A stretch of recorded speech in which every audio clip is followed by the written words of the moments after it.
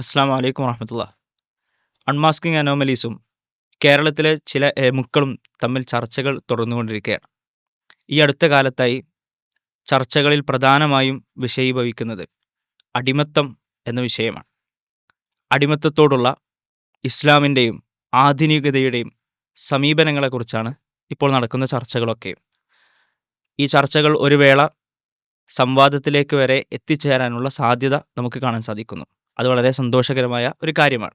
ഇപ്പോൾ തുടർന്നുകൊണ്ടിരിക്കുന്ന ഈ ചർച്ചകളുടെ പശ്ചാത്തലം എന്താണ് എന്നതിനെക്കുറിച്ച് ഒരു വിശകലനത്തിൽ നിന്ന് നമുക്ക് തുടങ്ങാമെന്ന് തോന്നുന്നു. അതെ അതെ. ഇപ്പോൾ ഈ അടിമത്തം എന്ന് പറയുന്നത് പലപ്പോഴും ഈ എക്സ് മുസ്ലിങ്ങൾ അല്ലെങ്കിൽ ഈ ഇസ്ലാം വിമർശകരെ സംബന്ധിച്ചിടത്തോളം എപ്പോഴും അവരിടക്കിടക്കെ പുതുതായി ഇങ്ങനെ പുതിയ ഫേവറേറ്റ് ടോപ്പിക്കാണ്. അതെ അതെ എപ്പോഴും പിന്നെ കൊണ്ടുവരുന്ന ഒരു കാര്യമാണ് ഇസ്ലാം ആധുനികതയോട് അല്ലെങ്കിൽ ആധുനിക കാലഘട്ടത്തിൽ ഇസ്ലാം അപ്രസക്തമാണ് എന്നൊക്കെ പറയാൻ വേണ്ടിയിട്ടാണ് ഇത്തരത്തിലുള്ള വിഷയങ്ങൾ കൊണ്ടുവരാറുള്ളത്. അപ്പോൾ നമ്മൾ ചെയ്തതെന്താ വെച്ചാൽ കൃത്യമായി എന്താണ് അടിമത്തം, ചരിത്രാതീത കാലം തൊട്ടേ നിലനിന്നു വന്നിരുന്ന അടിമത്തം എന്താണ്, അത് ഏതൊക്കെ രൂപത്തിലാണ് ഡിഫറെൻറ്റ് ലോസ് അതിനെ കൈകാര്യം ചെയ്തിട്ടുള്ളത്, ഇസ്ലാമിക് ലോ എങ്ങനെയാണ് അതിനെ കൈകാര്യം ചെയ്തിട്ടുള്ളത് എന്നുള്ള കാര്യങ്ങളൊക്കെ നമ്മൾ വിശദീകരിക്കുകയും ഇന്നും നിലനിൽക്കുന്ന അടിമത്തത്തിൻ്റെ ഫോംസ് എന്തൊക്കെയാണ്, മോഡേൺ സ്ലേവറിയെക്കുറിച്ചൊക്കെ നമ്മൾ കൃത്യമായി ആളുകളെ ബോധ്യപ്പെടുത്തുകയും അതിനെക്കുറിച്ചുള്ള പഠനങ്ങളും അതുപോലെ തന്നെ ചരിത്രവും എല്ലാം അവരെ ബോധ്യപ്പെടുത്തുകയും ചെയ്തു.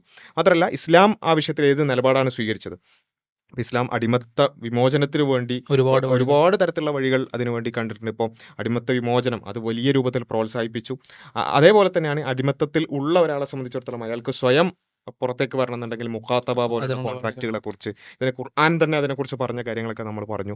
ഇതൊക്കെ നമ്മൾ വിശദീകരിച്ചു. അതോടൊപ്പം നമ്മൾ പറഞ്ഞു പുതുതായി അടിമത്തത്തിലേക്ക് വരാനുള്ള ഒരുപാട് വഴികൾ അന്നുണ്ടായിരുന്നു. ഇപ്പോൾ കടം കൊടുത്തതിൻ്റെ പകരം, അതേപോലെ തന്നെ സ്വതന്ത്രനായ ഒരാൾ ഇസ്ലാം ചെയ്തൊരു കാര്യം കൂടെ പറഞ്ഞ് അടിമകളായിട്ട് നിലനിൽക്കുന്ന ആളുകളെ സംബന്ധിച്ച് ആ ആളുകളോട് അല്ലെങ്കിൽ ആ ഒരു സംവിധാനത്തിൽ ഇപ്പോഴുള്ള ആളുകളെ സംബന്ധിച്ച് ആളുകളോട് പെരുമാറാവുന്നതിൽ പരമാവധി മാന്യമായ പെരുമാറ്റം ഉടമകളിൽ നിന്ന് ഉറപ്പുവരുത്തി സഹോദരന്മാരാണ് എന്നും അടിമ എന്നുള്ള പ്രയോഗം വിളിക്കാൻ പോലും പാടില്ല എന്ന് പറഞ്ഞുകൊണ്ടൊക്കെ ആ വിഷയത്തിൽ ഒരുപാട് പിന്നെ നിലപാടുകൾ സ്വീകരിച്ചു. അതേപോലെ തന്നെ ഇനി പുതുതായി ഒരാൾ അടിമത്തത്തിലേക്ക് വരാനുള്ള വഴികൾ അന്നുണ്ടായിരുന്ന കടത്തിന് പകരമായിക്കൊണ്ട്, അല്ലെങ്കിൽ ഒരാളെ ഫോഴ്സ് ചെയ്തുകൊണ്ട്, അല്ലെങ്കിൽ മക്കളെ അടിമകളാക്കി വിടുക, അതേപോലെ തന്നെ പിന്നെ പലയിടത്തുമായി ഉപേക്ഷിക്കപ്പെട്ട ആളുകൾ അവരെ അടിമകളാക്കുക, ഇങ്ങനെയുള്ള കുറേ കാര്യങ്ങളായിരുന്നു അന്ന് നിലനിന്നിരുന്നത്.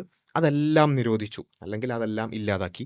എന്നിട്ട് യുദ്ധബന്ദികളായി പിടിക്കപ്പെടുന്ന ആളുകളിലൂടെ മാത്രമാണ് ഒരു സ്വതന്ത്രനായ ഒരു വ്യക്തി അടിമത്തത്തിലേക്ക് പ്രവേശിക്കുന്ന ഒറ്റ വഴി എന്ന് പറയുന്നത്. യുദ്ധബന്ദികൾ അവരെ പിടിച്ചാൽ അവരെ അത് തന്നെ അടിമകളാക്കണമെന്ന് നിർബന്ധമോ അല്ലെങ്കിൽ അത് മാത്രമേ പറ്റുള്ളൂ എന്നല്ല. അപ്പോൾ അവിടെയാണ് ഇന്ന് നിങ്ങളത് ചെയ്യുക. നമ്മളെ സംബന്ധിച്ചിടത്തോളം നിർബന്ധ ഒരു കാര്യമില്ല, ഓപ്ഷണലായിട്ട് അങ്ങനെ നിലനിൽക്കുന്ന ഒരു സംവിധാനം ഉണ്ടെന്നുണ്ടെങ്കിൽ അത് ചെയ്യേണ്ടി വരും. ഇപ്പോൾ യുദ്ധം ചെയ്യുക എന്നുള്ളത് നിലനിൽക്കുന്ന ഒരു സംവിധാനം അവിടെ നിരോധിക്കാൻ പറ്റൂല. കാരണം ഇസ്ലാമിനോട് യുദ്ധം ചെയ്യുന്ന ആളുകളെ സംബന്ധിച്ച് അവർ ഇസ്ലാമിന്റെ ഒരു യുദ്ധബന്ധിയെ പിടിച്ചാൽ അവർ അടിമകളാക്കും.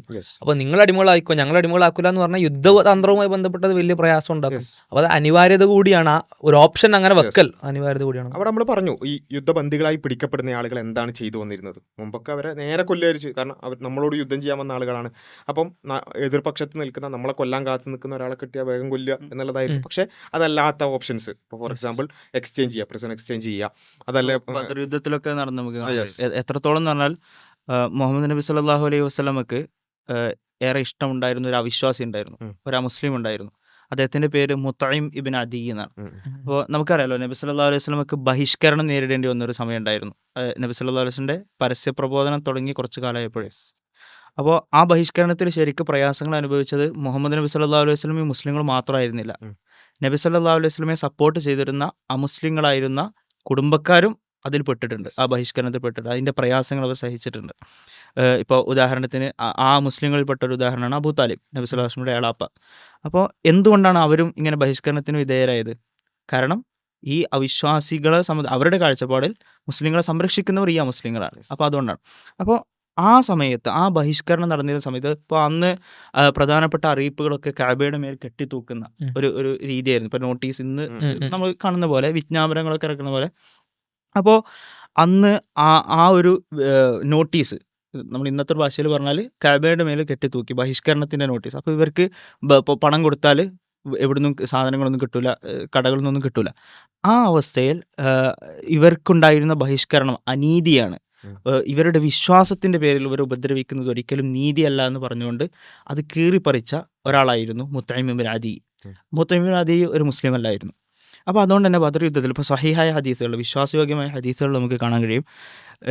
ഈ ബദർ ബന്ദികളൊക്കെ പിടിക്കപ്പെട്ടല്ലോ. ആ സമയത്ത് നബി സല്ലല്ലാഹു അലൈഹി വസല്ലം പറയുന്നുണ്ട്, മുത്ഇം ഇബ്നു ലൗ കാന മുത്ഇം ഇബ്നു അദി ഹയ്യൻ, ഞാൻ ഇവരെ മുഴുവൻ, അദ്ദേഹം അദ്ദേഹം മരണപ്പെട്ടു, സാധാരണ മരണം വരിച്ചു, അദ്ദേഹം ജീവിച്ചിരിപ്പുണ്ടായിരുന്നെങ്കിൽ, അത് അമുസ്ലിമിനെ കുറിച്ചാണ് പറയുന്നത്. ഈ മുത്ഇം ഇബ്നു അദി എന്ന വ്യക്തി, അദ്ദേഹം അമുസ്ലിമാണ്, അദ്ദേഹം ജീവിച്ചിരിപ്പുണ്ടായിരുന്നെങ്കിൽ അദ്ദേഹത്തിന് വേണ്ടി ഇവരെല്ലാം ഞാൻ ഒരു മോചനദ്രവ്യമല്ലാതെ വിട്ടയക്കുമായിരുന്നു. എന്നിട്ട് മാത്രമല്ല, നബി സല്ലല്ലാഹു അലൈഹി വസല്ലം അവരെ മോചനദ്രവ്യം വാങ്ങിയിട്ട് വിട്ടയക്കുന്നുണ്ട്. അപ്പോൾ ഇപ്പോൾ ചില സ്വഹാബിമാർ പിന്നീട് നബി സല്ലല്ലാഹു അലൈഹി വസല്ലമയുടെ ശിഷ്യന്മാരായിരുന്ന ചില ആളുകൾ പെട്ട ഒരാളാണ് ജുബൈർ ബിൻ മുത്തൈം. ഈ ബദർ യുദ്ധത്തിനൊക്കെ ശേഷം, ബദർ യുദ്ധത്തിൻ്റെ സമയത്ത് അദ്ദേഹം അമുസ്ലിമാണ്. ജുബൈർ ബിൻ മുത്തൈമാണ് ഇവരെ ഈ അടിമത്തല്ല, ഈ യുദ്ധബന്ദികളായി പിടിക്കപ്പെട്ട സന്ദർഭം ഉണ്ടല്ലോ. അപ്പം മോചനദ്രവ്യം നൽകാൻ വേണ്ടിയിട്ട് അമുസ്ലിങ്ങൾ ഏൽപ്പിച്ചത് ആരെയാണ്? ജുബൈർ ബിൻ മുത്തൈമിനെ. ഈ ജുബൈർ ബിൻ മുത്തൈം ശരിക്കും പറഞ്ഞാൽ മുസ്ലിം ആകുന്ന അതിന് അദ്ദേഹത്തെ പ്രേരിപ്പിച്ച പ്രധാനപ്പെട്ട ഘടകങ്ങളിലൊന്ന് ഈ മോചനദ്രവ്യം നൽകി ഈ യുദ്ധബന്ദികളെ, അതായത് അമുസ്ലിം യുദ്ധബന്ദികളെ നബി സല്ലല്ലാഹു അലൈഹി വസല്ലമയുടെ അടുത്ത് നിന്ന് മോചിപ്പിക്കാൻ വേണ്ടി പോകുമ്പോൾ ആ സമയത്ത് നബി സല്ലല്ലാഹു അലൈഹി വസല്ലം പാരായണം ചെയ്യുന്ന ഒരു വചനം കേൾക്കുന്നുണ്ട്. വിശുദ്ധ ഖുർആൻ 52-ാം അധ്യായം സൂറത്തു തൂറിലെ അം ഖുലിഖു മിൻ ഗൈരി ഷൈഇൻ തുടങ്ങുന്ന 3 ആയത്തുകൾ. അത് കേട്ടപ്പോൾ അദ്ദേഹം പറയും, ഖാദ ഖൽബി അൻ യതീറ, എൻ്റെ ഹൃദയം പറക്കുന്നത് പോലെ, അതിൻ്റെ ആ സ്വാധീനം കൊണ്ട് പറക്കുന്ന പോലെ തോന്നി. അപ്പോൾ ഞാൻ സൂചിപ്പിച്ചു വന്നെന്താന്ന് വെച്ചാൽ, ഈ സ്വഹീഹ ഹദീസുകളിലൊക്കെ ഈ സംഭവങ്ങളൊക്കെ പറയുന്നുണ്ട്. അതോടൊപ്പം യുദ്ധബന്ദികളെ മോചിപ്പിക്കാൻ വേണ്ടിയുള്ള ഒരു അവസരം കൂടിയുണ്ട്. പലപ്പോഴും ഇവരുടെ സംസാരം കേട്ടോ യുദ്ധബന്ദികളൊക്കെ പിടിച്ച് അടിമകളാക്കണം. മാത്രമല്ല ഇതില് വേറെയും ഒരുപാട് ചരിത്രം. ഇപ്പോൾ അക്ഷരം പഠിപ്പിച്ചുകൊണ്ട്, അവിടെയുള്ള ആളുകൾക്ക് അക്ഷരം പഠിപ്പിച്ചുകൊണ്ട് മോചിപ്പിച്ച മോചനദ്രവ്യമായി വിദ്യാഭ്യാസം നൽകുക എന്നുള്ള സാധനം എന്നുള്ളത് യുദ്ധത്തിലെ പ്രധാനപ്പെട്ട വ്യവസ്ഥ അതായിരുന്നു. അപ്പോൾ അങ്ങനെയുള്ള ഒരുപാട് പണം പോലും അല്ലായിരുന്നു. എന്നാൽ ചില ആളുകൾക്ക് പണം ഉണ്ടായിരുന്നു. ഇപ്പോൾ നബി സല്ലല്ലാഹു അലൈഹി വസല്ലമയുടെ എളാപ്പയായിരുന്ന അബ്ബാസ്, അന്ന് മുസ്ലിം ആയിട്ടില്ല, അദ്ദേഹത്തിന് മോചനദ്രവ്യമായിട്ട് പണമായിരുന്നു. അത് പണം അദ്ദേഹം ആദ്യം പറഞ്ഞ എമൗണ്ട് കൂട്ടി വാങ്ങി പ്രവാചകൻ അദ്ദേഹത്തിനോട് വാങ്ങി. അപ്പോൾ ഏതായാലും അങ്ങനെയുള്ള ഒരുപാട് ചരിത്രങ്ങൾ നമുക്ക് കാണാൻ പറ്റും. ഇവർ പറയുന്നത് വെച്ചാൽ ഒറ്റ ഒരു ഓപ്ഷൻ, യുദ്ധത്തിൽ പിടിച്ചാൽ അവരെ അടിമയാക്കുക എന്നുള്ളത് മാത്രം. അത് ഇന്നത്തെ കാലത്ത് നിങ്ങൾക്ക് എങ്ങനെ ചെയ്യാൻ പറ്റും? എല്ലാ കാലത്തേക്കുമുള്ള നമ്മൾ പറയുന്നത് ഇതൊരു ഓപ്ഷണൽ ആയിട്ടുള്ള ഒരു കാര്യമാണ്. എന്ന് വെച്ചാൽ ആ മറുഭാഗത്തൊക്കെ അങ്ങനെ ചെയ്യുന്നുണ്ടെന്നുണ്ടെങ്കിൽ നമ്മൾ ചെയ്യേണ്ടി വരും എന്നുള്ള, ചെയ്തിട്ടില്ലെങ്കിൽ യുദ്ധതന്ത്രവുമായി ബന്ധപ്പെട്ടത് വലിയ പ്രയാസമായിരിക്കും. അത് തന്നെ ഇത് എങ്ങനെയാണ് വേണ്ടത് എന്നുള്ളത് തീരുമാനിക്കേണ്ടത് ഇസ്ലാമിക ഭരണാധികാരിയാണ്, അല്ലെങ്കിൽ ഈ യുദ്ധ തലവനാണ്. ആരാണോ ആ ഭരണാധികാരം ചെയ്യുന്നത് അവരാണ് തീരുമാനിക്കേണ്ടത് ഏത് ഓപ്ഷൻ എടുക്കണം. ചിലപ്പം ചില ആളുകൾ എന്ത് ചെയ്യേണ്ടി വരും, കൊല്ലേണ്ടി വരും. കാരണം അത്രയും വലിയ അപകടം ചെയ്യുന്ന, അത്രയും വലിയ അപകടകരമായ ആളുകളെ ചിലപ്പോൾ നമുക്ക് ഫ്രീ ആയിട്ട് വിടാൻ പറ്റില്ല, എക്സ്ചേഞ്ച് ചെയ്യാൻ പറ്റില്ല. ഇന്ന് നമ്മുടെ നാട്ടിൽ പോലും ഇത്തരത്തിൽ പിടിക്കപ്പെടുന്ന പല ആളുകളെയും കൊല്ലുന്നു. ഇതെന്ന് വെച്ചാൽ ഇവർ കുറച്ചൊരു കോമൺ സെൻസിൽ ആലോചിച്ചാൽ മതി. ഇപ്പോൾ അജ്മൽ കസബ്, അപ്പോൾ മുംബൈ ഭീകരാക്രമണമായിട്ട് ബന്ധപ്പെട്ട് പിടിച്ച ഒരാളാണ്, നമ്മൾ ബന്ദിയാക്കിയ ഒരാളാണ്.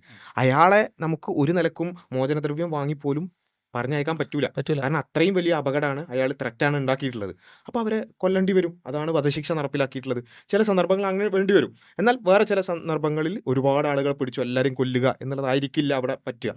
അവിടെ മോചനദ്രവ്യം വാങ്ങിക്കൊണ്ടോ അല്ലെങ്കിൽ എക്സ്ചേഞ്ച് ചെയ്തുകൊണ്ട്, നമ്മുടെ കുറച്ച് ആൾക്കാർ അപ്പുറത്തുണ്ടെങ്കിൽ അങ്ങനെ എക്സ്ചേഞ്ച് ചെയ്തുകൊണ്ടാവാം.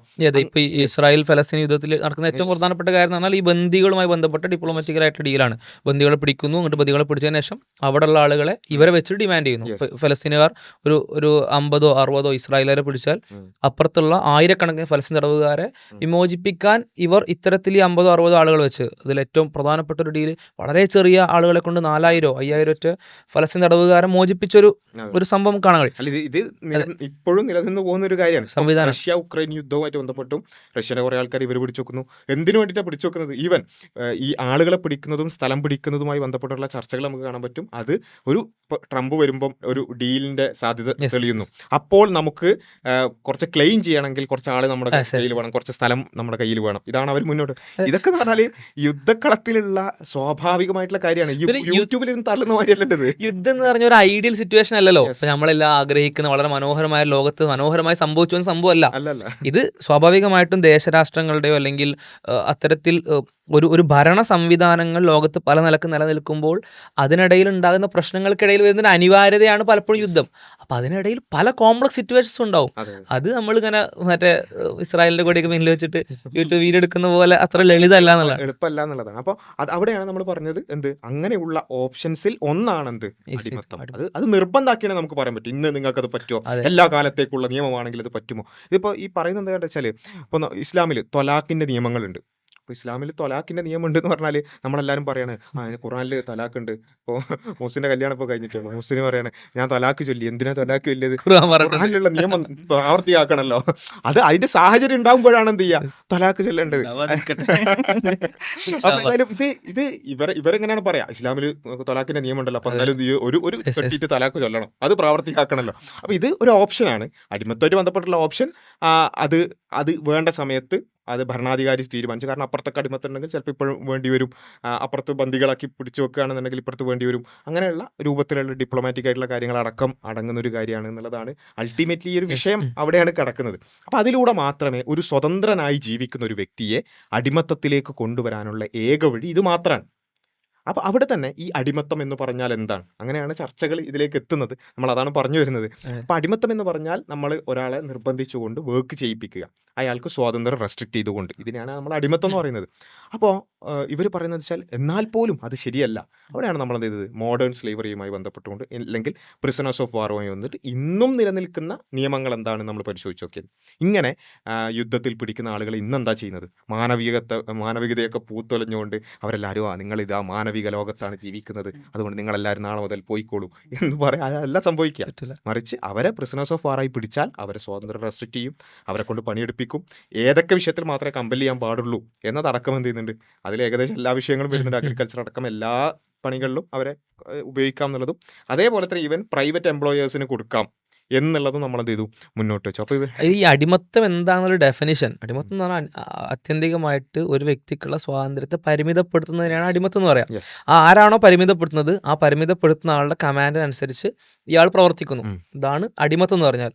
ആ ഒരു ഡെഫിനിഷൻ വെച്ച് നോക്കുമ്പോൾ എത്രമാത്രം കാര്യങ്ങൾ ഇത്തരത്തിൽ അടിമത്തത്തിന്റെ അണ്ടറിൽ വരും എന്നുള്ളത് ഈ കാലത്ത് നമുക്ക് മനസ്സിലാക്കാൻ പറ്റുന്നുള്ളത്. മാത്രമല്ല ഇപ്പൊ ഏകദേശം ഒരു തീരുമാനമായ കാര്യം എന്താ വെച്ചാൽ, യുദ്ധത്തിൽ പിടിക്കപ്പെടുന്ന ആളുകളെ ഇവർ ഈ പറയുന്നത് പോലെ എല്ലാവരും ഫ്രീ ആക്കുക എന്നുള്ളതല്ല എന്നുള്ളത് ഇവർക്ക് പോലും മനസ്സിലായി എന്നാണ് ഞാൻ വിശ്വസിക്കുന്നത്. കാരണം ഇവർ ഇപ്പം പറയുന്നത് വെച്ചാൽ, ഓക്കെ പ്രിസണേഴ്സ് ഓഫ് വാർ പിടിക്കുന്നുണ്ട്, അവരെ കൊണ്ട് പണിയെടുപ്പിക്കുന്നുണ്ട്, അവരെ പ്രൈവറ്റ് എംപ്ലോയീസ് അടക്കം അവരെ കൈകാര്യം ചെയ്യുന്നുണ്ട്, എന്നാലും അതൊരു ഹ്യൂമൻ ട്രീറ്റ്മെന്റ് എന്നൊക്കെ ഉണ്ടല്ലോ, അവരെ മാനവികമായി കൈകാര്യം ചെയ്യണം എന്നുണ്ടല്ലോ. നമ്മളും പറയും തീർച്ചയായും അവരെ അടിമാന്ന് പോലും വിളിക്കാൻ പാടില്ല, അവരെ സഹോദരനാണ് വിളിക്കേണ്ടത്. നിങ്ങൾ ഉടുക്കുന്നത് അവരെ ഉടുപ്പിക്കണം, നിങ്ങൾ കഴിക്കുന്നത് അവരെ കഴിപ്പിക്കണം, ഇതാണ് നിയമം. പിന്നെ പ്രിസണേഴ്സ് ഓഫ് വാറുമായിട്ട് ബന്ധപ്പെട്ട് അങ്ങനെയല്ല ഉള്ളത്, ഡെഫിഷ്യൻസി ഇല്ലാത്ത രൂപത്തിൽ ഭക്ഷണം കൊടുക്കണം എന്നുള്ളതാണ്. അപ്പോൾ തീർച്ചയായും ഇപ്പം നമ്മൾ പറയുന്നത് നമ്മൾ പ്രത്യേകം ശ്രദ്ധിക്കുന്നുണ്ട്. ഇപ്പോൾ ഖുർആനിൽ അള്ളാഹു പറയുന്നത് ഈ തടവുകാരായിട്ടുള്ള ആളുകളുണ്ട്, ഉപദ്രവകാരികളല്ലാത്ത തടവുകാർ, അവർക്കും ഭക്ഷണം കൊടുക്കുന്ന ആളുകളെ കുറിച്ച് അവർ നല്ല ആളുകളാണ്, ഞങ്ങൾ അള്ളാഹുവിന്റെ തൃപ്തി ആഗ്രഹിച്ചുകൊണ്ടാണ് നിങ്ങൾക്ക് ഭക്ഷണം തരുന്നത് എന്ന് പറയുന്നവരാണ് എന്നുള്ള വിശ്വാസികളെ കുറിച്ച് പറയുന്നുണ്ട്. അപ്പോൾ ഈ തടവുകാരായിട്ടുള്ള ആളുകൾ പോലും അവർ ഉപദ്രവകാരികളല്ലെങ്കിൽ അവർക്ക് ഭക്ഷണം കൊടുക്കുന്നത് പോലും ഇസ്ലാം ഒരു ദാനധർമ്മമായിട്ട് പറഞ്ഞു. അവിടെയാണ് ആധുനികമായിട്ടുള്ള ഇവരോടുള്ള സമീപനത്തെക്കാൾ ഹ്യൂമേനാണ് ഇസ്ലാമിന്റെ. നേരത്തെ പറഞ്ഞ ഒരു സാധനം, അതായത് ഇപ്പോ നിങ്ങൾ മൗല എന്ന് വിളിക്കുന്ന ഒരു സമ്പ്രദായം, അഥവാ അടിമക്കപ്പുറം അത്തരത്തിൽ വളരെ അടുത്തയാൾ എന്ന അർത്ഥത്തിലുള്ള പ്രയോഗം പ്രയോഗിക്കുന്നതും, അതേപോലെ തന്നെ ഇവിടെ പറഞ്ഞതുപോലെ നമ്മൾ കഴിക്കുന്ന അതേ സാധനം അവരെ കൊണ്ട് കഴിപ്പിക്കാനും നമ്മൾ ധരിപ്പിക്കാനൊക്കെ പറയുന്ന സാധനം ഈ ആധുനിക കാലത്ത് ഇത്തരത്തിൽ പ്രിസണേഴ്സ് ഓഫ് വാറിന്റെ വിഷയത്തിൽ നടപ്പിലാക്കാൻ പറ്റുമോ വെച്ചാൽ നടപ്പിലാക്കാൻ പറ്റില്ല. അവിടെയാണ് ഹ്യൂമെയിൻ എന്ന ഒരൊറ്റ ക്രൈറ്റീരിയ എടുത്ത് പരിശോധിക്കുമ്പോൾ ഒരു പക്ഷേ ഇസ്ലാം പരിചയപ്പെടുത്തിയ അന്ന് യുദ്ധ തടവുകാരായിട്ട് പിടിച്ച ആ ആളുകളിൽ നടപ്പിലാക്കിയ അല്ലെങ്കിൽ ഇസ്ലാം നടപ്പിലാക്കാൻ റെക്കമെൻഡ് ചെയ്ത കാര്യമാണ് ഏറ്റവും ബെറ്റർ അല്ലെങ്കിൽ ഏറ്റവും ബെസ്റ്റ്. കുറച്ചും കൂടി സ്ട്രിക്റ്റ് ആയിട്ട് ഈ വിഷയങ്ങൾ പറഞ്ഞിട്ടുണ്ട്. ഇപ്പോൾ ആരെങ്കിലും അടിമയെ അംഗഭംഗം വരുത്തിയാൽ അവനെ ഞാൻ അംഗഭംഗം വരുത്തും, അതുപോലെ ഞാൻ ശിക്ഷിക്കും. അതുകൊണ്ട് നിങ്ങൾ എന്താ പറയുക, ഇത്രയും സ്ട്രിക്റ്റ് ആയി നിയമങ്ങൾ പറയാനുള്ള കാരണം എന്താ വെച്ചാൽ ഇവർ ശത്രുക്കളാണ്. അപ്പൊ നമ്മളൊരു യുദ്ധത്തിന്റെ സാഹചര്യത്തിലേക്ക് നമ്മളെ തന്നെ പ്ലേസ് ചെയ്യാം. നമ്മളെ കൊല്ലാൻ വരുന്ന, നമ്മുടെ രാജ്യം പിടിക്കാൻ വരുന്ന, അല്ലെങ്കിൽ അങ്ങനെ ഏതെങ്കിലും രൂപത്തിൽ കോൺഫ്ലിക്റ്റിലുള്ള ആളുകളാണ് പിടിച്ച് നമ്മളെ കയ്യിൽ കിട്ടുന്നത്, കംപ്ലീറ്റ്ലി നമ്മളെ അണ്ടറിൽ കിട്ടുന്നത്. അവിടെ സ്വാഭാവികമായിട്ട് ഇപ്പം ഇസ്രായേലുമായിട്ട് ബന്ധപ്പെട്ടിട്ടുള്ള നിയമം ഒരു വാർത്ത നമ്മൾ കണ്ടിട്ടുണ്ടാവും. അവിടെ പിന്നെ ഫലസ്തീനികളായിട്ടുള്ള സ്ത്രീകളെ കൊണ്ടുപോയിട്ട് റേപ്പ് ചെയ്തതും, ആ റേപ്പ് ചെയ്ത സോൾജേഴ്സിന് വേണ്ടിയിട്ട് ഇസ്രായേലുകാരെന്ത് ചെയ്യാണ്, പ്രൊട്ടസ്റ്റ് ചെയ്യാൻ, അവർക്കെതിരെ നിയമ നടപടി എടുക്കാൻ പാടില്ല, റേപ്പിസ്റ്റുകൾക്ക് വേണ്ടി പിന്നെ രംഗത്ത് വരുന്ന കാര്യം. അപ്പൊ വെച്ചാല് അങ്ങനത്തെ രാജ്യങ്ങളെയാണ് നമ്മൾ ഇവിടുത്തെ നമുക്കൊക്കെ ഭയങ്കര ഇഷ്ടം, കൊടിയൊക്കെ പിടിച്ചിട്ടാണ്. അവർക്ക് ഇതാണ് പ്രശ്നം, അവരെ പണിയെടുപ്പിക്കാൻ പാടില്ല, റേപ്പ് ചെയ്യാന്നാണ്. ഏതായാലും ഇങ്ങനെ, അതായത് നമ്മുടെ ശത്രുക്കളായി നിൽക്കുന്ന ആളുകൾ നമ്മുടെ അണ്ടറിൽ വരികയാണ്. സ്വാഭാവികമായി ഒരു മനുഷ്യനെ സംബന്ധിച്ചിടത്തോളം അവിടെ ക്രൂരതകൾ ചെയ്യാനുള്ള സാധ്യതകളുണ്ട്, തീർച്ചയായും. അപ്പോൾ അത് ഇല്ലാതാക്കാൻ എങ്ങനെ പറ്റുള്ളൂ? ഒരു ആത്മീയമായ ഒരു നിർദ്ദേശം കൊണ്ട് മാത്രമേ സാധിക്കുള്ളൂ. അത് പലപ്പോഴും ഈ ലോകത്തെ കോൺസിക്വൻസുകൾ ഒരിക്കലും ഒരു മനുഷ്യൻ അതിൽ അതിൽ ബോധർ ചെയ്യൂല, കാരണം എൻ്റെ രാജ്യത്തിന് വേണ്ടിയാണ് ഞാൻ ചെയ്യുന്നത്. അപ്പോൾ ആ ക്രൂരത ഉള്ളുന്ന് വരുന്നുണ്ട്, ഞാൻ ചെയ്യുന്ന ആർക്കും വേണ്ടി, എൻ്റെ രാജ്യത്തിന് വേണ്ടിയിട്ടാണ്. സ്വാഭാവികമായിട്ടും ഈ ലോകത്തെ ഒരു ഫാക്ടേഴ്സും അയാളെ പിന്നിലേക്ക് വലിക്കൂല. അവിടെ അവനെ പിന്നിലേക്ക് വലിക്കാനുള്ള ഒറ്റ ഫാക്ടർ എന്ന് പറഞ്ഞാൽ നിന്നെ റബ്ബക ലബിൽ മിർസാദ്, നിന്നെ നോക്കിയിരിക്കുന്ന ഒരു പടച്ചുണ്ട്. ആ പടച്ചോൻ നിന്നെ ഈ വിഷയത്തിൽ ചോദ്യം ചെയ്യും. അത് എത്രയോ സ്ഥലങ്ങളിൽ നമുക്ക് അടിമകളുടെ വിഷയത്തിൽ നിങ്ങൾ സൂക്ഷിക്കണമെന്ന് പറഞ്ഞതായിട്ടും അതിനെപ്പറ്റിയുള്ള ചോദ്യങ്ങൾ നിങ്ങൾ നേരിടുന്നു പറഞ്ഞായിട്ടും നമുക്ക് കാണാൻ കഴിയും. അപ്പോൾ അവിടെ പടച്ചോനെ പറ്റി ഓർമ്മിപ്പിക്കലാണ് ഇത്തരത്തിൽ ഇൻഹ്യൂമെയിൻ ആയ അല്ലെങ്കിൽ ക്രൂരമായിട്ടുള്ള പ്രവർത്തനങ്ങൾ ഇല്ലാതാക്കാനുള്ള ഏറ്റവും ബെറ്റർ വഴി. പിന്നെ ഈ ഹ്യൂമെയിൻ ആയിട്ട് പെരുമാറുക എന്ന് പറഞ്ഞാൽ മൊത്തത്തിൽ ഈ അഖദ തൈമാനുക്കും എന്നാണ്, വലങ്കൈ ഉടമപ്പെടുത്തിയെന്നാണ് അടിമകളെ പറ്റി മൊത്തത്തിൽ ഖുർആൻ ഒരുപാട് പ്രയോഗിച്ചിട്ടുള്ളത്. അവിടെ ഈ അനന്തരാവകാശ നിയമം പറയുമ്പോൾ അവിടെ പോലും പടച്ചോൻ പറയുന്നുണ്ട്, വല്ലദീന അഖദ തൈമാനുക്കും ഫആത്തുഹും നസീബഹും, നിങ്ങളുടെ വലങ്കൈ ഉടമപ്പെടുത്തിയവർക്ക് അവരുടെ വിഹിതവും കൊടുക്കണമെന്ന്. അത് ഒരു പ്രത്യേക നിയമമാണ്, അത് കുറച്ച് കോംപ്ലക്സ് ആണ്. പക്ഷെ പറയുന്നത് ഈവൻ നമ്മുടെ സമ്പത്തിൽ അനന്തരാവകാശമുള്ള ആളായിട്ട് പോലുമാണ് എന്ത് ചെയ്യുന്നത്, പല വേളകളിലും ഈ വലങ്കൈ ഉടമപ്പെടുത്തിയ ആളുകൾ, അല്ലെങ്കിൽ ഇപ്പം പറയുന്ന നിങ്ങൾ വളരെ ഈ തരത്തിൽ അവതരിപ്പിക്കുന്ന അന്നത്തെ ആ തരത്തിലുള്ള ആളുകളെ ട്രീറ്റ് ചെയ്യുന്നതാണ്, അല്ലെങ്കിൽ അടിമകളായിട്ടുള്ള ആളുകൾ ട്രീറ്റ് ചെയ്യുന്നതാണ്. അവിടെയാണ് ഈ നേരത്തെ പറഞ്ഞ റൈപ്പ് അടക്കമുള്ള ഈ സംവിധാനങ്ങളുമായിട്ട് കമ്പയർ ചെയ്ത് ആധുനികതയുടെ, ചില ആളുകൾക്ക് വീഡിയോ കണ്ടു, ആധുനികതയുടെ സംവിധാനം തന്നെയാണ് ഞങ്ങൾ പറയുന്നതൊക്കെ പറഞ്ഞിട്ട് ആധുനികതയുടെ ഈ സംഭവം എന്തോ ഭയങ്കര ഹ്യൂമെയിൻ ആണെന്നൊക്കെ പറയുന്ന ടൈപ്പ് ഓഫ് സംഭവം വരുന്നത്. അപ്പോൾ ഇതിൽ ശരിക്കും ഈ ഒരു കാര്യം പൊതുവെ ഇപ്പോൾ നമ്മളോട് ഭയങ്കര ഹെയ്റ്റോടുകൂടി നിൽക്കുന്ന ആളുകളെ സംബന്ധിച്ചിടത്തോളം എത്രത്തോളം ബോധ്യപ്പെടുന്നു എനിക്കറിയില്ല. വിഷയത്തെ വിഷയാധിഷ്ഠിതമായി കാണുന്ന ആളുകൾക്ക് ഏകദേശം മനസ്സിലായിട്ടുണ്ട് ഇസ്ലാം അവിടെ ബാക്കിയാക്കിയ വിഷയം എന്ത് ചെയ്തിട്ടുണ്ട്, അവിടെ തന്നെ ഇപ്പോഴും അതേപോലെ നിലനിൽക്കുന്നുണ്ട്. അതിനെ കുറച്ചും കൂടി പിന്നെ ഇസ്ലാമിൻ്റെ ആ രൂപത്തിലേക്ക് എത്തിയിട്ടില്ല ആധുനിക നിയമങ്ങൾ എന്ന് പറയുന്നത്. അല്ലേ, ജനീവ കൺവെൻഷൻ്റെ നിയമങ്ങൾ പരിശോധിച്ച് നോക്കിയാൽ പലപ്പോഴും ഇപ്പോൾ വസ്ത്രത്തിൻ്റെ വിഷയത്തിലാകട്ടെ, ഭക്ഷണത്തിൻ്റെ വിഷയത്തിലാകട്ടെ, അതേപോലെ തന്നെ ഇപ്പോൾ ഇസ്ലാമിൽ അവർക്ക് മോചിപ്പിച്ച് പോകാനുള്ള കോൺട്രാക്റ്റിനെ കുറിച്ച് അടക്കം ഇവിടെ പറ്റുമല്ലോ. അപ്പോൾ അങ്ങനെയുള്ള കാര്യങ്ങളൊന്നും നമുക്ക് ഇവിടെ കാണാൻ പറ്റില്ല. അപ്പം നമ്മൾ പറയുന്ന ഒരിക്കലും ജനീവ കൺവെൻഷൻ അതേപോലെ ഇസ്ലാമിൽ അടിമത്താണെന്നല്ല. ഇസ്ലാമിലേത് കുറച്ചുകൂടി അവർക്ക് മോചനത്തിനുള്ള സാധ്യതകളും അവരെക്കുറിച്ചുള്ള ഹ്യൂമൻ ട്രീറ്റ്മെന്റിനെ കുറിച്ചുള്ള നിയമങ്ങളും കൂടുതലാണ് ഇസ്ലാമിൽ എന്നുള്ളതാണ്. അപ്പോൾ ചില ആൾക്കാർ ഇങ്ങനെ ഓരോന്നും കമ്പയർ ചെയ്ത് ചോദിക്കുന്നുണ്ട്. അപ്പോൾ ഓരോന്നും നമ്മൾ കമ്പയർ ചെയ്ത് നോക്കിയാലും ഇസ്ലാമിൻ്റെ നിയമങ്ങൾ അത് സർവ്വകാലികമാണ്, അതേപോലെ തന്നെ എക്കാലഘട്ടത്തിലും അത് മാനവികമായി നിലനിൽക്കുന്നതാണെന്നുള്ളതാണ് നമുക്ക് ആ വിഷയത്തിൽ കാണാൻ സാധിക്കുന്നത്. അപ്പോൾ ഇതിൽ പിന്നെ ഇതുമായി ബന്ധപ്പെട്ടുകൊണ്ട് നമ്മൾ ഈ വിഷയത്തിൻ്റെ സംവാദത്തിൻ്റെ വിഷയത്തിലേക്ക് വരുന്നതിന് മുമ്പ് ഒരു കാര്യം കൂടി, അത് വെച്ചാൽ നമ്മൾ ഇത് പറഞ്ഞപ്പോൾ ചില ആളുകൾ ചോദിച്ചൊരു ചോദ്യം കൂടിയുണ്ട്.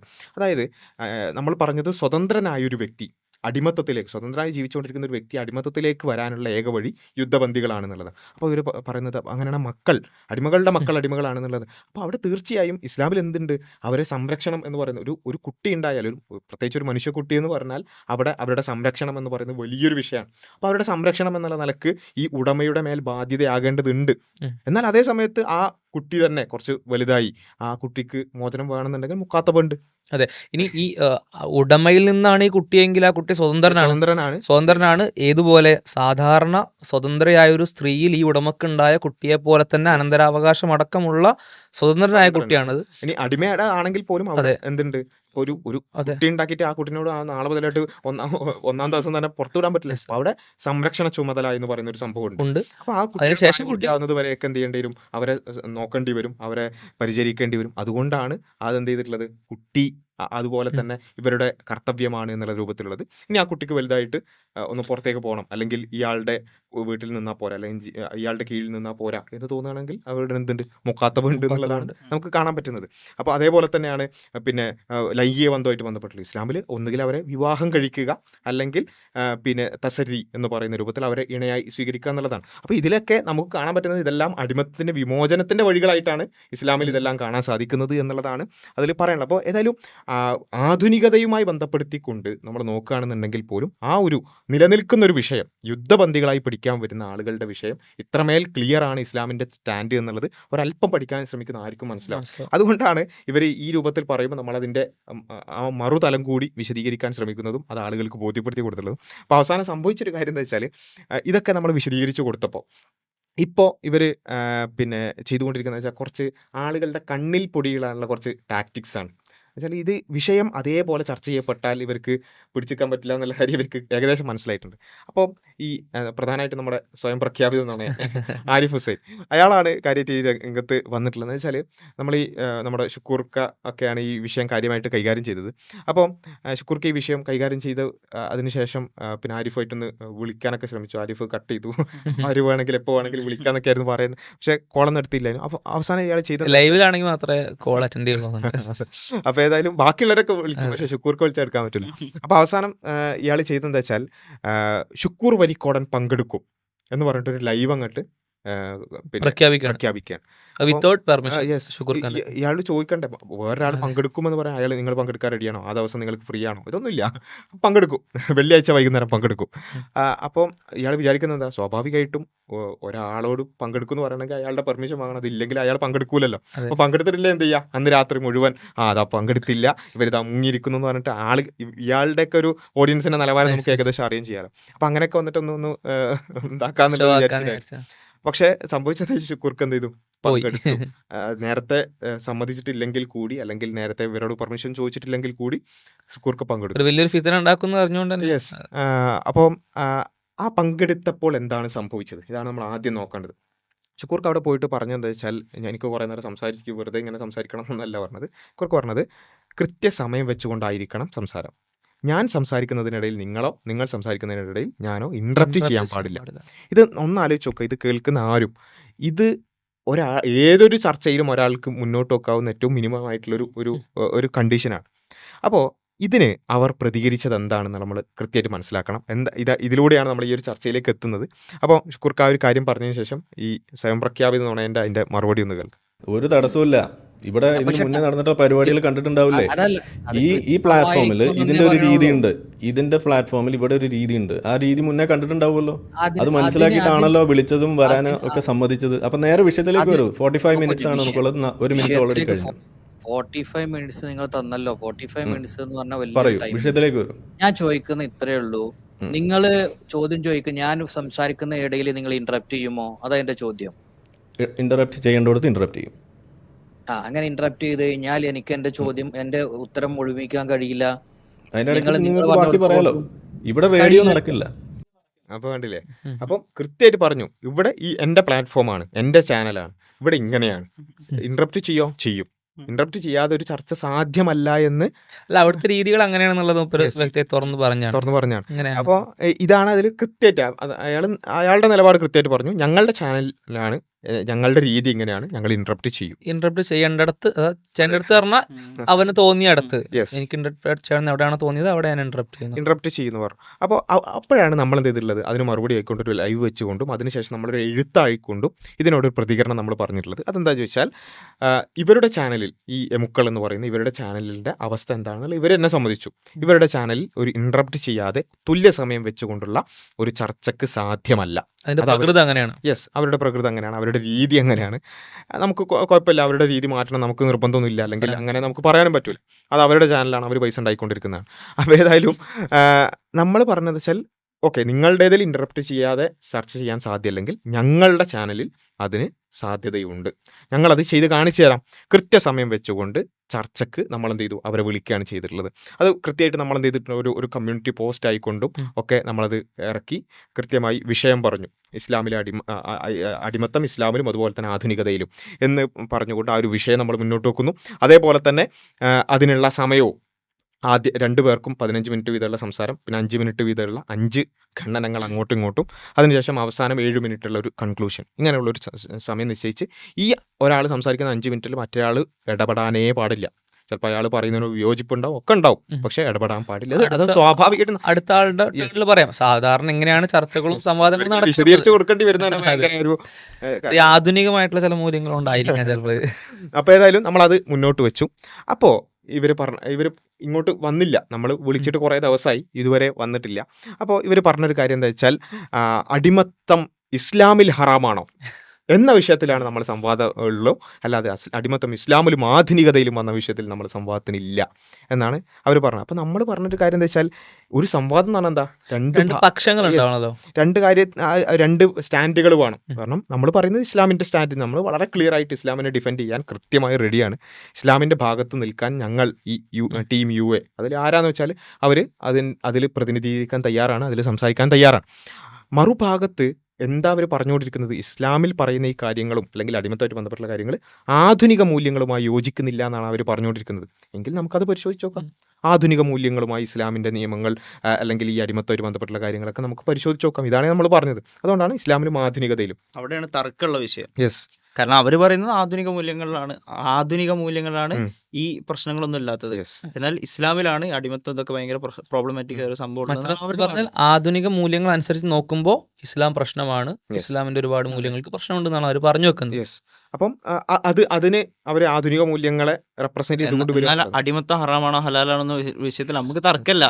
അടിമത്തത്തിൽ അനുവദിച്ച ഒരു മാർഗമുണ്ട്. പിന്നെ ഇതിന്റെ ഹറാം അനിവാര്യമായിട്ട് വരും. നോക്ക ഓരോ ആളുകളും അല്ലല്ലോ, അത് ഇസ്ലാമിന്റെ ഉള്ളിലുള്ള വിഷയമാണ്. അപ്പോൾ ഏതായാലും ഇത് ഈ ഒരു വിഷയം നമ്മൾ മുന്നോട്ട് വെച്ചു. അവരതിന് പിന്നെ ഈ ആരിഫ് പറഞ്ഞത് വെച്ചാൽ അടിമത്ത ഹലാലാണോ ഹറാമാണോ, ഓക്കെ, നമ്മൾ അതിനും നമ്മൾ മറുപടി വെച്ചിട്ടുണ്ട്. എന്താ വെച്ചാൽ നിങ്ങൾക്ക് അങ്ങനെയാണ് ഒരു സംശയം നിവാരണമാവുക.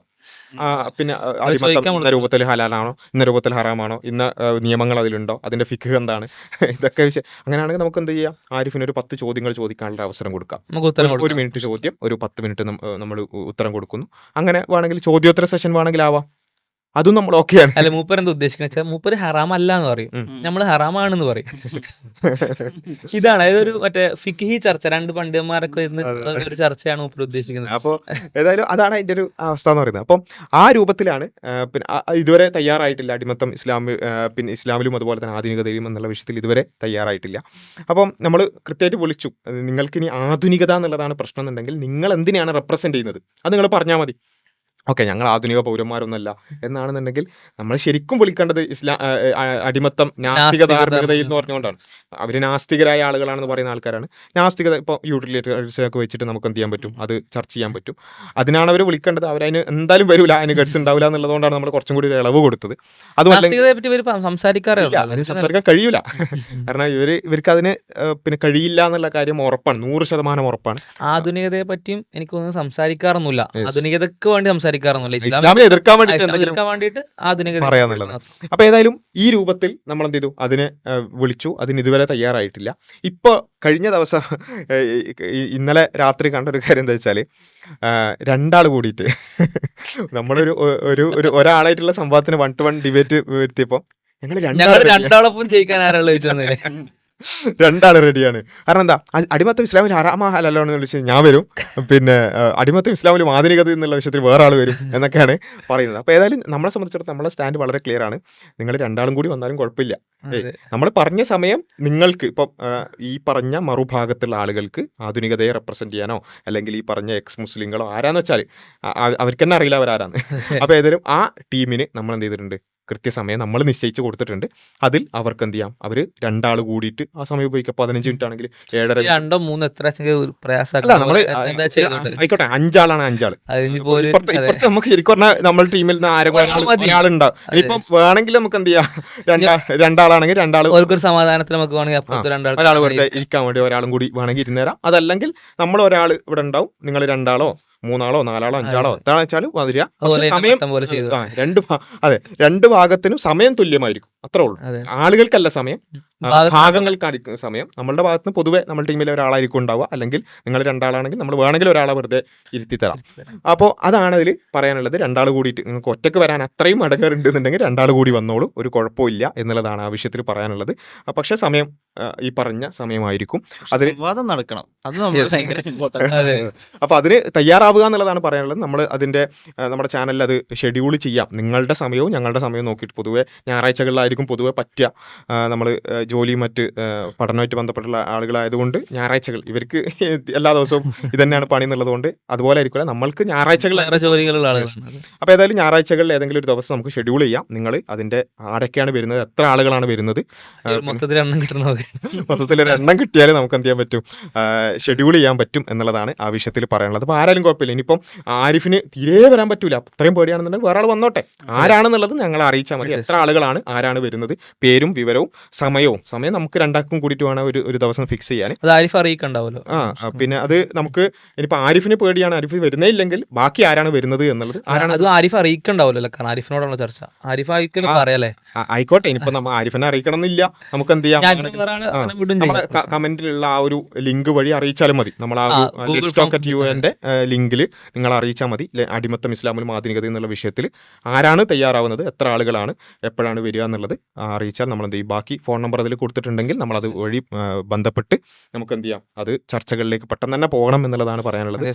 നമ്മുടെ ഒരു രീതി അനുസരിച്ച് നമ്മളൊരിക്കലും മറ്റുള്ളവർ സംസാരിക്കുമ്പോൾ ഇന്ററപ്റ്റ് ചെയ്യൂല. ഇല്ല, ഇവിടുത്തെ രീതി വ്യവസ്ഥ ഇങ്ങനെയാണ്. അപ്പൊ ഏതായാലും ഇവിടെ അങ്ങനെ സമയം നിശ്ചയിച്ചുകൊണ്ടുള്ള സംസാരമാണെന്നുണ്ടെങ്കിൽ ഇവിടുത്തെ രീതി ഇങ്ങനെയാണ്, ഇന്ററപ്റ്റ് ചെയ്യില്ല. നിങ്ങൾ എത്ര നിർബന്ധിച്ചാലും ഞങ്ങൾ ചെയ്യൂല. അപ്പൊ ഏതായാലും ആ വിഷയത്തിൽ കൃത്യമായിട്ട് പറഞ്ഞ് 15 മിനിറ്റ് വീതമുള്ള വിഷയാവതരണങ്ങൾ, 5 മിനിറ്റ് വീതമുള്ള 5 വീതം അപ്പുറത്തും ഇപ്പുറത്തും 5 വീതമുള്ള ഖണ്ഡനങ്ങൾ, 7 മിനിറ്റ് വീതമുള്ള ഉപസംഹാരം, ഇതായിരിക്കും സംവാദത്തിൻ്റെ ഫോർമാറ്റ്. പിന്നെ നമ്മൾ ലിങ്ക് ആരാണോ, എത്ര ആളുകളാണോ, ആരൊക്കെയാണോ വരുന്നത് അവർക്ക് ലിങ്ക് അയച്ചിരുന്നതാണ്. കൃത്യസമയത്ത് ജോയിൻ ചെയ്യാൻ പ്രത്യേകം ശ്രദ്ധിക്കുക എന്നുള്ളതാണ് പറയാനുള്ളത്, അല്ലേ? അപ്പോൾ ഏതായാലും ഇതാണ് അതുമായി ബന്ധപ്പെട്ടുകൊണ്ട് പറയാനുള്ളത്. അപ്പോൾ ഇവരെ ഒരു പൊതുവായ ഒരു രീതിയാണിത്. കാരണം എന്താ വെച്ചാൽ ഇങ്ങനെയുള്ള കുറച്ച് പുകമറകൾ ഉണ്ടാക്കുക, പിന്നെ എന്താ ഇവർ സംവാദത്തിന് അങ്ങനെയാണ് ഇങ്ങനെയാണ്. നമ്മളെ സംബന്ധിച്ചിടത്തോളം എല്ലാ ആവശ്യത്തിലും ഇങ്ങനെ സംവാദം നടത്തിക്കൊള്ളണം എന്ന രൂപത്തിലല്ല. പക്ഷേ ഇവരുടെ ഈ തെറ്റിദ്ധരിപ്പിക്കലും അതേപോലെ തന്നെ ആളുകളുടെ കണ്ണിലുള്ള പൊടിയിടൽ എന്നുള്ള ഒരു കലാപരിപാടി ഇത് സ്ഥിരം നടത്തിക്കൊണ്ടിരിക്കുകയാണ്. അപ്പോൾ അടിമത്തമായിട്ട് ബന്ധപ്പെട്ട് തന്നെ ഇപ്പം നമ്മൾ ഈ ചർച്ച നടത്തിയല്ലോ, ഈ ചർച്ചകൾ നടത്തി നമ്മൾ കൃത്യമായിട്ട് എഴുതി കൊടുത്തു. അടിമത്തം ഹലാലാണോ ഹറാമാണോ നിങ്ങൾക്ക് കൺഫ്യൂഷൻ ഉണ്ട് വേണ്ടാന്ന് വിചാരിച്ചിട്ട് നമ്മൾ കൃത്യമായിട്ട് എഴുതി കൊടുത്തു. ഒരു സ്വതന്ത്രനായൊരു വ്യക്തിയെ അടിമയാക്കുന്നത് ഹറാമാണ്, യുദ്ധബന്ദി അല്ലെങ്കിൽ. ഒരു സ്വന്തമായി ജീവിച്ചുകൊണ്ടിരിക്കുന്ന ഒരാളെ യുദ്ധബന്ദിയായിട്ടല്ലാതെ നമുക്ക് എന്ത് ചെയ്യാൻ പറ്റില്ല, അടിമയാക്കാൻ പറ്റില്ല, അത് ഹറാമാണ് എന്നുള്ളത് തന്നെ എഴുതി കൊടുത്തു. അപ്പോൾ ഇവർ അതിന് മറുപടിയായിട്ട് ഇവർ പറഞ്ഞൊരു കാര്യം എന്താ വെച്ചാൽ, ഇതാ അടിമത്തം ഹലാലാണ്, ആനമയിലൊട്ടികം ഒടുവിൽ സമ്മതിച്ചു. അനോമലീസ് എന്ന് വായിക്കാൻ കഴിയാത്തോണ്ടിരിക്കുന്നത്. അപ്പോൾ ഏതായാലും ഇവർ ഒടുവിൽ സമ്മതിച്ചിരിക്കുന്നതാണ്. അപ്പോൾ ഇവർ പറയുന്നത് വെച്ചാൽ ഇപ്പം ഇതാ ഞങ്ങളുടെ പ്രവർത്തനങ്ങളൊക്കെ കൊണ്ട് ഒടുവിൽ ഫൈനലി കഷ്ടപ്പെട്ട് ഇസ്ലാമിനൊക്കെ തൊലി ഉരച്ച് കാണിച്ചുകൊണ്ട് നമുക്ക് ഇനി ശരിക്കും ഇതിന് ശേഷം എന്ത് ചെയ്യണമെന്ന് അറിയോ, പഴയ ഇസ്ലാമിക ഗ്രന്ഥങ്ങളൊക്കെ തിരുത്തണം. അതെ, അതിലൊക്കെ എന്താണ് ഹറാമാന്നുള്ളത്. അപ്പൊ നമുക്ക് ഇനി പറഞ്ഞത് കൊണ്ട് ഇവരുടെ കഠിന പ്രയത്നങ്ങൾ ഇവർ ഞങ്ങളെ കൊണ്ട് സമ്മതിപ്പിച്ചിട്ടുണ്ട്. അപ്പൊ ഇത് ഇവർ സ്ഥിരം പരിപാടിയാണ്. ഏത് വിഷയത്തിലാണ് ഞങ്ങൾ കൊണ്ട് നിങ്ങൾ ഇപ്പോൾ സമ്മതിച്ചിരിക്കുന്നു എന്ന് പറഞ്ഞുകൊണ്ടുള്ള ഒരു പിന്നെന്താ പറയാ, 8 കളി മമ്മൂഞ്ഞ് കളി ഉണ്ടല്ലോ, ആ ഒരു കളിയാണ് ഉത്തരം താങ്ങുന്ന പല്ലി എന്നൊക്കെ നമ്മൾ വേണം പറയും. അപ്പൊ അങ്ങനെയുള്ളൊരു കളി. അപ്പൊ ഞങ്ങളെ കൊണ്ടാണ് ഇതൊക്കെ സംഭവിച്ചത്, ഞങ്ങളെ കൊണ്ട് ശരിക്കും പറഞ്ഞാൽ ഇത് ഈ ചങ്ങായി ഇപ്പോൾ ഇട്ടിട്ടുള്ളത് കഴിഞ്ഞ ആഴ്ചയാണ് ഈ ഒരു സംഭവം നമ്മളിപ്പോൾ സമ്മതിച്ചിരിക്കുന്നു എന്ന് പറഞ്ഞു. പക്ഷേ ഇയാളുടെ കഴിഞ്ഞ ഒരു 8 മാസം മുമ്പുള്ള ഒരു വീഡിയോ ഉണ്ട്. 8 മാസം മുമ്പുള്ള വീഡിയോ കൃത്യം പറയുകയാണെങ്കിൽ മാർച്ച് 15-ാം തീയതി ഇയാൾ എൻ്റെ ഒരു വീഡിയോക്ക് റിയാക്ട് ചെയ്തിട്ടുണ്ട്. എൻ്റെ വീഡിയോക്ക് റിയാക്ട് ചെയ്ത് ഞാൻ ഇതേ കാര്യം ഒരു ക്യാമ്പസ് ഡിബേറ്റുമായിട്ട് ബന്ധപ്പെട്ട് അവിടെ ഇങ്ങനെ ഒരു ചോദ്യം വന്നപ്പോൾ, അടിമത്തമായിട്ട് ബന്ധപ്പെട്ട് ചോദ്യം വന്നു. അപ്പോൾ ഞാൻ ഇതേ കാര്യം, അതായത് 4 ഓപ്ഷൻസ് ആണുള്ളത്, അതിൽ ഒന്ന് പിന്നെ യുദ്ധബന്ദികളായിട്ട് പിടിക്കുന്ന ആളുകളെ ഇങ്ങനെ ചെയ്യാം, ഈ കാര്യം ഞാൻ ഇപ്പോൾ പറഞ്ഞുകൊണ്ടിരിക്കുന്ന അതേ കാര്യം 8 മാസം മുമ്പ്, 8 മാസം മുമ്പല്ല, അത് ഏകദേശം 1 വർഷം പറയാൻ പാടില്ല. അപ്പൊ അന്നേ ഒരു ഏകദേശം 1 വർഷം മുമ്പേ പറഞ്ഞൊരു കാര്യമാണ്.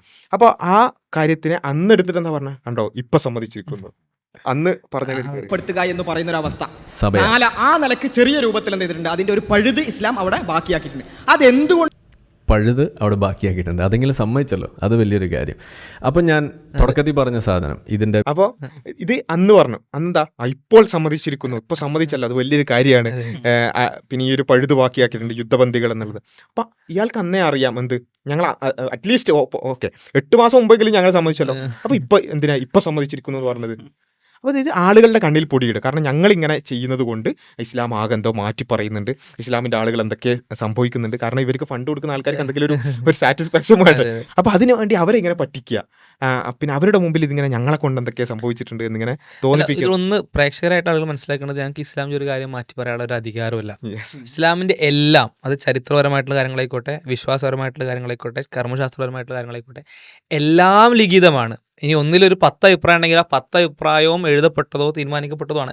അത് എടുത്ത് പറയാൻ നമുക്ക് പറ്റുള്ളൂ, വേറൊന്നും ഒരു ഓപ്ഷനും ഇല്ല. പിന്നെ പുതിയ വിഷയങ്ങൾ വരുമ്പോൾ ഇജ്തിഹാദ് എന്ന് പറയും, ഗവേഷണാത്മകമായ വിഷയങ്ങൾ വരുമ്പോൾ അതിൽ പണ്ഡിതന്മാർ ഗവേഷണം നടത്തി ആ പണ്ഡിതന്മാരെ ഏകോപിപ്പിക്കുന്ന അഭിപ്രായങ്ങൾ അല്ലെങ്കിൽ പണ്ഡിതന്മാർക്കുള്ള അഭിപ്രായ വ്യത്യാസങ്ങൾ വരുന്ന വിഷയങ്ങൾ, അത്തരം വളരെ റെയർ ആയിട്ടുള്ള വിഷയങ്ങളിൽ മാത്രം. ബാക്കി ഞങ്ങൾക്കൊന്നും ചെയ്യാൻ പറ്റൂല. ഇസ്ലാമിന്റെ അഭിപ്രായം പറയാനേ പറ്റൂ. ഗവേഷണാത്മകമായ വിഷയങ്ങൾ തന്നെ തോന്നിയതുപോലെ ഇതാക്കാൻ പറ്റില്ല. അതിനൊരു മെത്തഡോളജി ഉണ്ട്, അതനുസരിച്ച് ചെയ്യാൻ പറ്റും. മാത്രമല്ല ഇതിലിപ്പം നമ്മളിപ്പോൾ ഫോർ എക്സാമ്പിൾ ഇസ്ലാമിലുള്ള ഏതെങ്കിലും ഒരു നിയമം നമുക്കിപ്പം പറ്റാത്തോ, നമുക്കിപ്പം തോന്നില്ല എന്ന് വിചാരിച്ചാൽ നമ്മളത് തള്ളിക്കളഞ്ഞു വിചാരിക്കാം. അപ്പൊ എന്താ, ഇസ്ലാമിക സമൂഹം മുഴുവൻ നമ്മളെ എതിർക്കുന്നതാണ് അത്. കാരണം എന്താ വെച്ചാൽ ഇസ്ലാമിലുള്ളൊരു കാര്യത്തെ നിങ്ങൾ എങ്ങനെയാണ് എതിർക്കുക, അല്ലെങ്കിൽ നിങ്ങൾ അങ്ങനെ ഇതില്ല എന്ന് പറയാം. അത് ഏതെങ്കിലും ഒരു പണ്ഡിതന്മാർക്കോ അല്ലെങ്കിൽ ഏതെങ്കിലും ഒരു പണ്ഡിതനോ പണ്ഡിത സഭക്കോ ഒന്നും ചെയ്യാൻ പറ്റാത്തൊരു കാര്യമാണ്. ഇസ്ലാമിലുള്ളൊരു കാര്യം ഇല്ല എന്ന് പറയാൻ പറ്റില്ല. ഇപ്പോൾ ഇസ്ലാമിൽ ഒരു ഫോർ എക്സാമ്പിൾ പോട്ടെ, ഒരു നല്ല ഇതായി തോന്നുന്ന ഒരു ഹദീസ് ഉണ്ടെന്ന് വിചാരിക്കാം. അത് ലൈഫ് ആണെങ്കിൽ അതുപോലെ നമ്മൾ ഉദ്ധരിച്ചാൽ ആൾക്കാർ പറയും അത് ലൈഫാണ്, അത് എത്ര വളരെ മനോഹരം. നമുക്കൊരു പൂതിയാവും ഇത് പറയാൻ, പൂതിയാവും. ഹദീസ് പറയാൻ പറ്റില്ല, കാരണം ഹദീസ് ലൈഫാണ്. അത് പണ്ഡിതന്മാരാണ്. ഇപ്പൊ ഇസ്ലാമിനെ നല്ല രീതിയിൽ മറ്റുള്ളവരുടെ മുന്നിൽ അവതരിപ്പിക്കണമെന്ന് ആഗ്രഹമുള്ള പണ്ഡിതന്മാരാണ് പറയുന്നത് ഈ ഹദീസ് ദുർബലമാണ്. അപ്പൊ ഇസ്ലാമിനെ നല്ലതാക്കാൻ വേണ്ടിയിട്ടല്ല ഇസ്ലാമിന്റെ ലോസ് ഉണ്ടാക്കുന്നത്. ഇസ്ലാം എന്താണോ അത് അതുപോലെ പ്രസന്റ് ചെയ്യാൻ വേണ്ടിയിട്ടാണ്. അതിൽ ഇസ്ലാമിനെ നല്ലതാക്കാൻ പറ്റുന്ന സാധനങ്ങൾ ദുർബലതയുടെ അല്ലെങ്കിൽ മാറ്റിവെക്കേണ്ട ഗണത്തിൽ വരുമ്പോൾ മാറ്റിവെക്കേണ്ടി വരും. ഇതിൽ ഇവർ പറയുന്നത് വെച്ചാൽ നമ്മൾ ഈ സ്വഹീഹ് വഈഫ് എന്നൊക്കെ പറയുന്നത് നമുക്ക് ഇപ്പം ഇസ്ലാം ഇങ്ങനെ കുറെ പ്രതിസന്ധിയിലാകുമ്പോൾ എന്താണ് ഇതൊക്കെ വഈഫാണെന്ന് പറയാം. അങ്ങനെ പറ്റൂല. നമുക്ക് ഇഷ്ടമുണ്ടെങ്കിൽ പോലും വഈഫാണെങ്കിൽ ഉദ്ധരിക്കാൻ പാടില്ല. നമുക്ക് ചിലപ്പോൾ ഇന്നത്തെ കാലത്ത് എന്നൊക്കെ പറഞ്ഞിട്ട് ഇവരുണ്ടാക്കുന്ന കുറച്ച് ഇതിലൊക്കെ ഉണ്ടല്ലോ, അതിലൊക്കെ പെട്ട ആളുകൾക്ക് തോന്നാണ് ഈ ഇന്ന ഹദീസൊക്കെ മാറ്റുക, അത് പറ്റൂല. ഇതിപ്പോ കുറെ ആളുകൾ കേട്ടപ്പോ വിറക് ചുമട്ടുകാരിയായിട്ടുള്ള ഒരു സ്ത്രീ പ്രവാചകനെ പറ്റി പറഞ്ഞു. ഒരു മുഹമ്മദ് എന്ന് പറഞ്ഞ ഒരാളുണ്ട്, ആളെ ഗണിയിൽ നീ പോയി പെടരുന്നൊക്കെ പറഞ്ഞു. പ്രവാചകൻ പറഞ്ഞു ഞാനാണ് എന്ന് പറഞ്ഞു. അപ്പൊ ആ സ്ത്രീ ഇദ്ദേഹം എത്ര നല്ല മനുഷ്യനാണെന്ന് വിചാരിച്ചിട്ട് ഇസ്ലാം സ്വീകരിച്ചു. അത് വൈഫാണ്.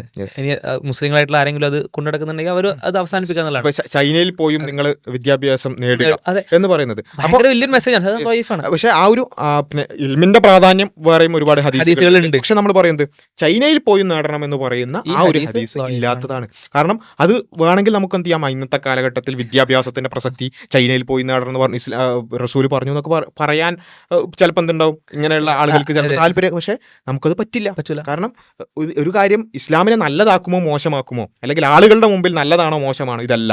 അതിന്റെ ആധികാരികത എന്താണ്, അത് സ്വഹീഹാണോ വഈഫാണോ, ഇസ്ലാമിലുള്ള നിയമമാണോ അല്ലേ, അത് മാത്രമേ നമ്മളെ സംബന്ധിച്ച്. സുന്നത്ത് പ്രവാചകന്റെ ചര്യ, നബിചര്യയുടെ ഭാഗമാണോ അല്ലയോ പരിശോധിക്കുന്നു. ഭാഗമാണെങ്കിൽ ചേർത്ത് വെക്കുന്നു, അല്ലെങ്കിൽ മാറ്റിവെക്കുന്നു. അപ്പോൾ അതാണ് നമ്മളെ സംബന്ധിച്ചിടത്തോളം നമ്മൾ അത് മാത്രമേ ആ ആധികാരികത വെരിഫൈ ചെയ്യുക എന്നുള്ളത് മാത്രമാണ്.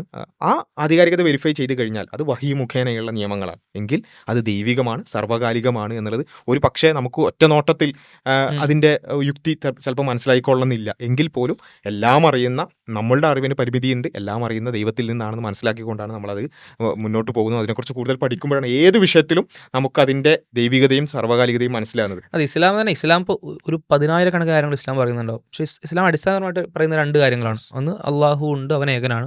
2 പ്രവാചകൻ അള്ളാഹുവിൻ്റെ ദൂതനാണെന്നുള്ളത്. ഈ 2 ശരിയാണെന്ന് മനസ്സിലാക്കിയാൽ ഈ റൂട്ടിലുള്ള എല്ലാ കാര്യത്തെയും ഒപ്പം ഒരേ സമയം ശരിയാണെന്ന് മനസ്സിലാക്കുകയാണ്.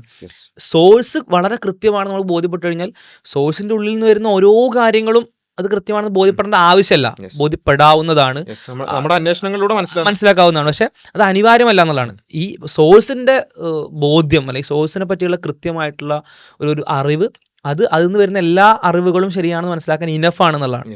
അത് പൊതുവേ നമ്മൾ ഈ എക്സ് മുസ്ലിങ്ങൾ എന്നൊക്കെ പറയുന്ന ഈ ടീമിനെ കൊണ്ടുള്ള ഏറ്റവും വലിയ ഉപകാരം എന്ന് പറയുന്നത് ശരിക്ക് ഈവൻ മുസ്ലിങ്ങളായി ജീവിക്കുന്ന ആളുകൾക്ക് പോലും പലപ്പോഴും ഇസ്ലാമിൽ അന്നൊരു നിയമം അത് ശരിയാണോ, അല്ലെങ്കിൽ അങ്ങനെയുള്ള പല, ഇപ്പം ആയിഷ ബീവിയായിട്ടുള്ള വിവാഹം, ഇങ്ങനെയുള്ള വിഷയങ്ങളൊക്കെ പല ആളുകൾക്കും കൺഫ്യൂഷനുള്ള വിഷയം. പക്ഷേ ഇവരിങ്ങനെ കുറേ ഇങ്ങനെ കുളം കലക്കാൻ നോക്കുന്നത് കൊണ്ട് സംഭവിക്കുന്ന ഒരു കാര്യം എന്ന് വെച്ചാൽ ഓക്കെ ഇങ്ങനെയൊക്കെ വിമർശനങ്ങൾ ഉണ്ടല്ലേ എന്ന് കരുതി ആളുകൾ പഠിക്കാൻ തുടങ്ങുകയാണ്. വിവാഹമായിട്ട് ബന്ധപ്പെട്ട്, അതുപോലെ തന്നെ ഈ യുദ്ധബന്ധികളുമായി ബന്ധപ്പെട്ട്, ഇങ്ങനെയുള്ള ഏത് വിഷയമാകട്ടെ, ഇങ്ങനെയുള്ള ഏത് വിഷയങ്ങൾ, യുദ്ധങ്ങളുമായി ബന്ധപ്പെട്ടുകൊണ്ട്, ജിഹാദുമായി ബന്ധപ്പെട്ട്, ഇതൊക്കെ ആളുകൾ പഠിക്കാൻ തുടങ്ങുക.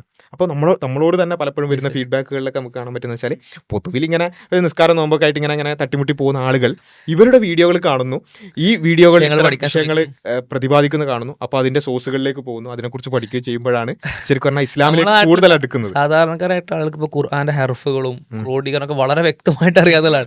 കാരണം വിമർശനങ്ങൾ കേൾക്കുന്നു, പഠിക്കാൻ ശ്രമിക്കുന്നു, വളരെ വ്യക്തമായിട്ട് ഇസ്ലാമിന്റെ ഓരോ ആഴത്തിലേക്ക് ആളുകളെ പൊതുവെ ഒരു കൾച്ചറൽ മുസ്ലിംസ് ആയി ജീവിച്ചു പോന്നിരുന്ന ആളുകൾ കുറച്ചുകൂടി ടെക്സ്റ്റിലേക്ക് തിരിച്ചു വരാനും അതേപോലെ തന്നെ ഒരു പ്രാക്ടീസിങ് മുസ്ലിംസ് ആവാനും ഇവരെ കൊണ്ട് സാധിച്ചിട്ടുണ്ട് എന്നുള്ളതാണ് നമ്മുടെ ഒരു അനുഭവം എന്ന് പറയുന്നത്. പല ആളുകളും നമ്മളോട് ബന്ധപ്പെടുന്നത് ഫീഡ്ബാക്കിലൊക്കെ പറയുന്ന ഒരു കാര്യം. ഇവർ ഈ വിഷയങ്ങൾ കൊണ്ടുവരുമ്പോൾ നേരത്തെ പറഞ്ഞ പോലെ ഇതാണ് സംഭവം, ഈ സാധനം തൊട്ട മുസ്ലിങ്ങളൊക്കെ അല്ലാതെയാവും. ഇപ്പോൾ ലാസ്റ്റ് ഒരാൾ വീഡിയോ കൊണ്ട് ഈ വിഷയത്തിൽ ഞാൻ എക്സ് മുസ്ലിം ആയത് മുതൽ ഞാൻ ചോദിച്ചുകൊണ്ടിരിക്കുകയാണ് സഹോദരങ്ങളെ, ആരെങ്കിലും ഈ വിഷയത്തിൽ ഡിബേറ്റിൽ വന്നിരുന്നെങ്കിൽ. ഇതേപോലെ പറഞ്ഞ കുറെ വിഷയങ്ങളിലായിരുന്നു. ആയിഷ റളിയല്ലാഹുവിന്റെ വിവാഹം നമ്മളൊരു ലൈവ് തന്നെ വെച്ചു. നമ്മളതിന്റെ ടൈറ്റിൽ എന്തോ ആയിഷ റളിയല്ലാഹുവിന്റെ വിവാഹം വിമർശകർക്ക് സ്വാഗതം എന്നാ പഠിക്കുന്നത്. ആർക്കും വരാം, ക്ലബ് ഹൗസ് ആണ്, ഓപ്പൺ, ആർക്കും വരാന്ന് പറഞ്ഞിട്ട് ഒരു വിഷയം വെച്ചു, സംസാരം വെച്ചു. എത്ര വിമർശനങ്ങൾ വേണമെങ്കിൽ വന്ന് പറഞ്ഞു, ഞങ്ങൾ മറുപടി തരാമെന്ന് പറഞ്ഞു. പിന്നെ അതേപോലെ ഇപ്പം അടുത്ത് വളരെ സംഭവമായിട്ട് കൊണ്ടുവന്ന പ്രവാചകന്റെ ഒരു വിവാഹമോചനമൊക്കെ ആയിട്ട് ബന്ധപ്പെട്ട വിഷയം നമ്മളതിന് മറുപടി കൊടുത്തു. ഇനി ഓക്കെ നിങ്ങൾക്ക് ഡിബേറ്റിന് പറഞ്ഞെങ്കിൽ നമുക്ക് ഇതേപോലെ വ്യവസ്ഥ നിശ്ചയിച്ച് നമ്മുടെ പ്ലാറ്റ്ഫോമിൽ ലിങ്ക് ഒക്കെ കൊടുക്കാന്ന് പറഞ്ഞാൽ അതും പെൻഡിങ് ആണ് കേട്ടോ. അതെ, വിഷയമായിട്ടുള്ള വിഷയവും പെൻഡിങ് ആണ്. എന്നിട്ട് അതിനും വന്നില്ല. അതായത് ഈ വിഷയത്തോടു കൂടി ഇസ്ലാം അവസാനിച്ചിരിക്കുന്നു, ഇസ്ലാമിന്റെ സംവാദം അവസാനിച്ചിരിക്കുന്നു പറഞ്ഞു വരുന്നതാണ് ഓരോ വിഷയങ്ങളും ഇങ്ങനെ ഇട്ട്. അത് മാത്രമല്ല, ഇപ്പൊ ഈ കാലഘട്ടത്തിൽ എന്ന് പറഞ്ഞിട്ട് ഇപ്പൊ എന്താ വരാത്ത നിങ്ങൾക്ക് അറിയില്ല, ഈ LGBT വിഷയം, ട്രാൻസ്ജെൻഡറുകളുമായി ബന്ധപ്പെട്ട് കൊണ്ട് നിങ്ങൾക്ക് എങ്ങനെയാണ് ഈ കാലഘട്ടത്തിൽ ഇത് പറയാൻ പറ്റുന്നത് ഭയങ്കര സംഭവമായിരുന്നു. നമ്മളതങ്ങോട്ട് ഒന്ന് കുറച്ച് കാലം അതിന്റെ പിന്നാലെ നമ്മളെ വിഷയം മാത്രമായിരുന്നു. അപ്പോൾ അതായിട്ട് കൂടി പൊളിച്ചു കൊടുത്തപ്പോ ഇപ്പം ഈ ആളുകൾക്ക് പോലും പറയാൻ കഴിയുന്നില്ല. ഈ ആളുകൾക്ക് ഇസ്ലാം പറ്റൂല എന്ന് പറഞ്ഞൊരു കാര്യമായിരുന്നു, ഇസ്ലാമിൻ ആധുനികതയുമായി ചേരൂല എന്നൊക്കെ പറഞ്ഞ് ഭയങ്കര സംഭവമായിട്ട് കൊണ്ടുവന്നത്. ഇപ്പൊ LGBT എന്ന് പറയുമ്പോൾ അവർക്ക് തന്നെ ഭയങ്കര പേടിയാവാൻ തുടങ്ങി. അപ്പൊ ഇപ്പം വോക്കുകൾക്കൊക്കെ കുറച്ച് കുറ്റൊക്കെ വരാൻ തുടങ്ങിയിട്ടുണ്ട്. അതെ, അപ്പൊ ഡിബേറ്റിനൊന്നും പോകാൻ പാടില്ല എന്ന് പറയുന്ന രൂപത്തിലേക്കൊക്കെ എത്തി. ഇതാണ് ഏത് വിഷയം. ഇപ്പം LGBT വിഷയമൊക്കെ ശരിക്കും നമുക്ക് ആർക്കും ആണെങ്കിലും പരിശോധിക്കാവുന്ന ഒരു കാര്യമാണ്. ഇസ്ലാം പറഞ്ഞ ആ ഒരു അതിരിൽ അവിടെ നിന്നാൽ എത്രത്തോളം അത് സർവ്വകാലികവും പഠിച്ചു മാറുന്നു. ഇപ്പൊ ക്യാമ്പസിന്റെ കൾച്ചർ ഒക്കെ ക്യാമ്പസിലൊക്കെ ഭയങ്കര ഒരു മാറ്റമുണ്ട്.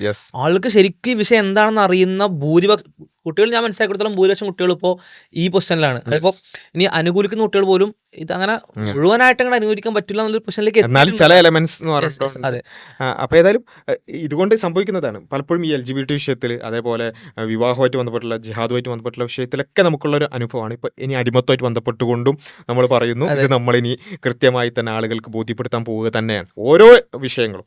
അപ്പോൾ അതിൽ നിങ്ങൾ പറയുന്ന കുറച്ച് കാര്യങ്ങളൊക്കെ ഉണ്ട്, അതൊക്കെ ഓരോന്നായി നമ്മൾ വിശദീകരിക്കാൻ പോവുക തന്നെയാണ്. അപ്പോൾ അതിലൂടെയൊക്കെ സംഭവിക്കുന്ന ഇതും പെൻഡിങ് ആയിട്ട് വെക്കരുതെന്നാണ്. ഓൾറെഡി ബിൻറ്റ് ജൂനിയർ പെൻഡിങ് ആണ്, ഇപ്പോൾ അടിമത്തം കൂടിയുണ്ട്, അപ്പോൾ 2 പെൻഡിങ്ങിലുണ്ട്. അപ്പോൾ ഏതായാലും ഇങ്ങനെയുള്ള വിഷയങ്ങളിലൊക്കെ സംഭവിക്കുന്നത് പൊതുവിൽ അങ്ങനെ കാര്യമായിട്ടൊന്നും ഈ വിഷയങ്ങൾ എടുക്കാത്ത ആളുകളെ ഇത്തരം വിഷയങ്ങൾ പഠിക്കാൻ തുടങ്ങുന്നു. ആ പഠിക്കുന്നതോടുകൂടി ഇസ്ലാമിൻ്റെ സ്റ്റാൻഡായിട്ട് അവർ തട്ടിക്കാൻ നോക്കുന്നു. ബാക്കിയുള്ള വിഷയങ്ങളിൽ കൂടി ഇസ്ലാമിൻ്റെ സ്റ്റാൻഡുകൾ അവർ മനസ്സിലാക്കാൻ പറ്റുന്നു എന്നുള്ളതാണ് ഇതുവരെയുള്ള നമ്മുടെ അനുഭവം. അപ്പോൾ ആ ഒരു കാര്യത്തിൽ നമുക്ക് ഏതായാലും ഇവർക്ക് ഒരു താങ്ക്സ് പറയാനുണ്ട്. അപ്പോൾ താങ്ക്സ് പറഞ്ഞു എന്നുള്ളതുകൊണ്ട് നിങ്ങൾ വരാതിരിക്കരുത്. നമ്മൾ അതിൻ്റെ ലിങ്കും ബാക്കി കാര്യങ്ങളൊക്കെ ആരൊക്കെയാണ്, എത്ര ആളുകളാണ് വരുന്നത് എന്നുള്ളത് പറഞ്ഞാൽ അതിനനുസരിച്ച് നമ്മൾ അയച്ചു തരുന്നതാണെന്നുള്ളതാണ് പറയാനുള്ളത്. അപ്പോൾ ഏതായാലും ആരോഗ്യകരമായിട്ടുള്ള ഇൻട്രപ്റ്റ് ചെയ്യാതെയുള്ള സംസാരങ്ങളും സംവാദങ്ങളൊക്കെ ഇനിയും നടക്കട്ടെ എന്നുള്ളതാണ്. ഇൻഷാ അല്ലാഹ് നമ്മുടെ ഈ ഒരു പ്ലാറ്റ്ഫോമൊക്കെ അത്തരത്തിലുള്ള നിരന്തരമായ ആരോഗ്യകരമായ സംവാദങ്ങൾക്കുള്ളൊരു വേദി കൂടി ആവണം എന്നുള്ളത് തന്നെയാണ് നമ്മൾ വിചാരിക്കുന്നത്. അപ്പോൾ എല്ലാ വിമർശകരായ ആളുകൾക്കും വിമർശകരായ സുഹൃത്തുക്കൾക്കും അത്തരം സംവാദങ്ങളിലേക്കും അതുപോലെ തന്നെ ചർച്ചകളിലേക്കും സ്വാഗതം ചെയ്യുകയാണ്. ഇനിയിപ്പം ഈ പറഞ്ഞ മെയിൻ ആൾക്കാർ അല്ലാത്ത ആളുകളാണെങ്കിൽ പോലും നിങ്ങൾക്ക് ചർച്ച ചെയ്യാൻ താല്പര്യമുള്ള ആളുകൾക്ക്, ചോദ്യങ്ങൾ ചോദിക്കാൻ താല്പര്യമുള്ള ആളുകൾക്ക് ഫോം ഫില്ല് ചെയ്ത് നിങ്ങൾക്ക് വരാവുന്നതാണ് എന്ന് മാത്രമാണ് പറയാനുള്ളത്. ഇൻഷാ അല്ലാഹ് ബാക്കി കാര്യങ്ങൾ നമുക്ക് മറ്റ് വീഡിയോകളിലൂടെ ചർച്ച ചെയ്യാം. നമ്മുടെ ചാനൽ സബ്സ്ക്രൈബ് ചെയ്യാനും കൂടുതൽ ആളുകളിലേക്ക് എത്തിക്കുവാൻ പ്രത്യേകം ശ്രദ്ധിക്കണം എന്ന് കൂടി ഓർമ്മപ്പെടുത്തുന്നു. അസ്സലാമു അലൈക്കും വറഹ്മത്തുള്ളാഹി.